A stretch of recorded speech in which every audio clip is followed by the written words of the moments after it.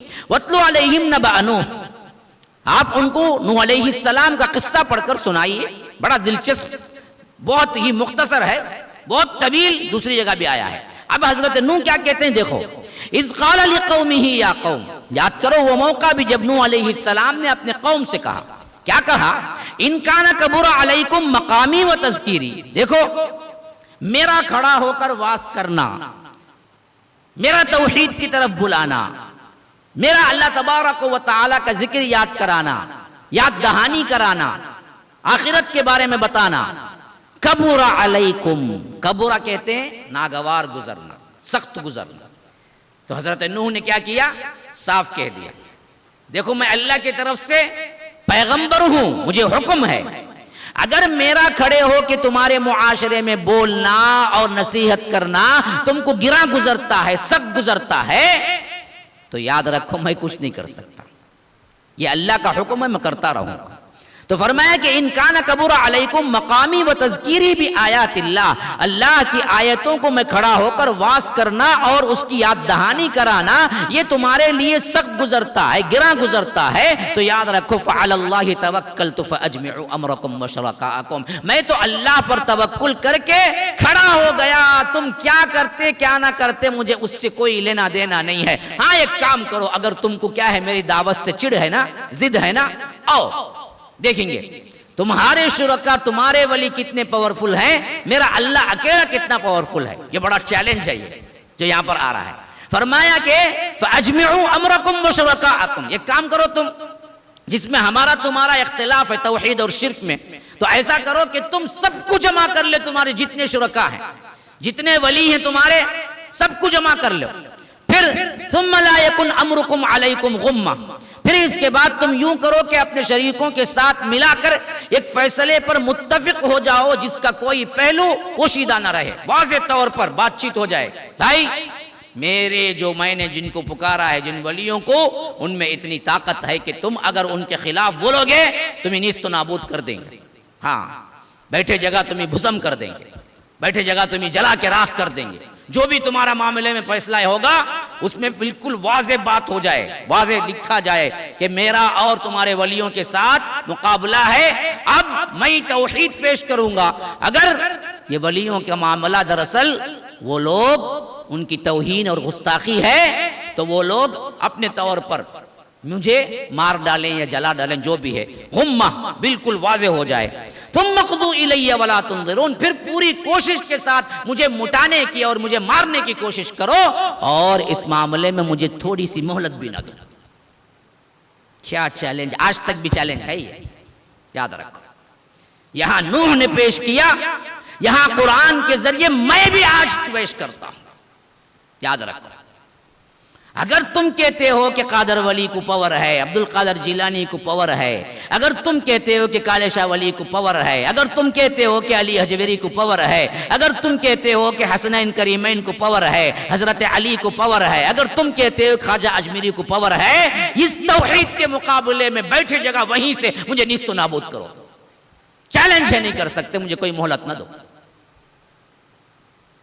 یہی حضرت نوح نے کہا تھا، اگر تم نہیں مانتے ہو میری دعوت کو، پھر تو تم اپنے شریکوں کے ذریعے بغیر کسی دکھائے، بغیر کوئی آلات کے، ان کے حکم سے مجھے نیست و نابود کر کے دکھاؤ، مجھے کاٹ کے رکھ دو، تم مقضوا الی، اور مجھے کوئی مہلت نہ دو۔ اگر تمہارے پاس واقعتاً تمہارے جو ولی ہیں، تمہارے پاس ان کو پاور ہے تو بولو، جا کے کرو۔ آج تک کوئی نہیں کر سکا، یہ آیت چیلنج کے طور پر قیامت تک رہے گی، یاد رکھو، کچھ کوئی نہیں کر سکتا۔ سب بولتے ہیں یہ ہو گیا وہ ہو گیا، کچھ کوئی نہیں کر۔ اچھا ایک بات دوسری بھی یاد رکھو، حقیقتاً ہو بھی جائے، ابھی بڑی پوائنٹ کی بات ہے، یہ بہت بڑی پوائنٹ کی بات ہے، کبھی نہ بھولنا۔ میں نے جو کہا نا اس کو لے کے بہت وبال مچے گا بعد میں، ابھی تو آئی ہے نا بات۔ میں کہتا ہوں نا، میں بھی چیلنج کرتا ہوں، اگر تمہارے ولیوں کے پاس کوئی پاور ہے تو مجھے بھی کیا کر دو، موت کی نیند سلا دو، جلا دو، مار دو۔ ہاں اگر یہ ہے تمہارے پاس پاور، تمہارے ولیوں کے پاس، ظاہری نہیں آنا، ان کے حکم سے ہونا خالی، جیسے میرے رب کا حکم چلتا ہے۔ اس طرح ہونا. تو اب بظاہر دراصل ان شیطانی قوتوں کو لے کر انہوں نے کوئی نقصان واقعتاً بھی پہنچا دیا ہوتا حضرت نوح کو، اس وقت بھی دعویٰ یہی ہوتا کہ میرے رب کی طرف سے نقصان ہوا، تمہارے ولیوں کی طرف سے نہیں ہوا. یاد رکھو اچھی طرح، کیونکہ ہمارا ایمان جو ہے وہ نقصان اور نفع کا مالک کون ہے؟ اب بات سمجھ رہے ہیں نا، جس پر میں نوٹس کرا رہا ہوں سمجھ رہے ہیں نا. ایک دعویٰ ہے، دعویٰ کیا ہے کہ دیکھو اگر میں تمہارے ولیوں کا گستاخ ہوں، میری توحید تم کو پسند نہیں آ رہی ہے، میں کہنا معاشرے میں صحیح توحید کا پیغام تم کو پسند نہیں آ رہا ہے، تو تم سب کے سب جتنوں کو تم پکارتے ہو سب کو ملا لو اور میرا قصہ تمام کرنے کا فیصلہ کر لو. تو اب دراصل مسئلہ ایسے ہو گیا کہ کچھ نقصان پہنچ ہی گیا تب بھی ہم بری ہیں، کیونکہ ہم کہتے ہیں تمہارے ولیوں کے پاس تو کچھ نہیں ہے، میرے رب نے مجھے کیا ہے. کبھی فیل نہیں، کبھی فیل نہیں، اس دعوے میں کبھی فیل نہیں. ہاں مثلا میں آج بول رہا ہوں، کل بخار میں پڑ گئے، کیا اس دن بہت بول رہے تھے جی کل لیت پڑ گئے بخار میں. کہاں پڑا بخار میں؟ لیکن وہ بخار رب نے دی ہے مجھے. میرا بال بھی بیگا نہیں کر سکتا کوئی دوسرا، جیسا کہ حضرت زنیرہ کے بارے میں آتا ہے.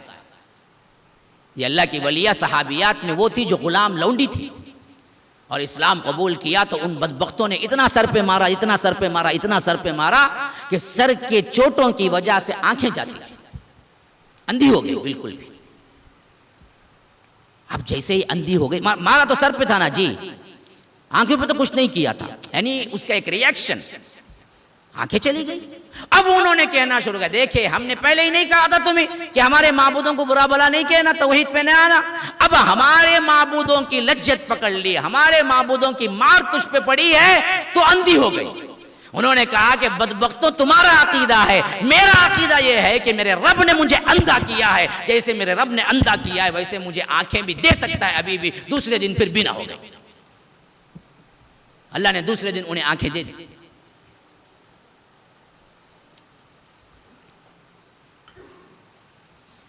تو نقصان پہنچنا، نفع پہنچنا، اب بھی ہمارا اعتقاد یہی ہے کہ اللہ کے علاوہ کوئی نہیں دے سکتا. تو اسی واسطے کہتا ہوں کہ ڈنکے کی چوٹ پہ آپ دراصل کیا کریں، اعلان کریں کہ تمہارے شریک کچھ نہیں کر سکتے، کر سکتے ہیں تو بلاؤ، کچھ نہیں کر سکتے تو.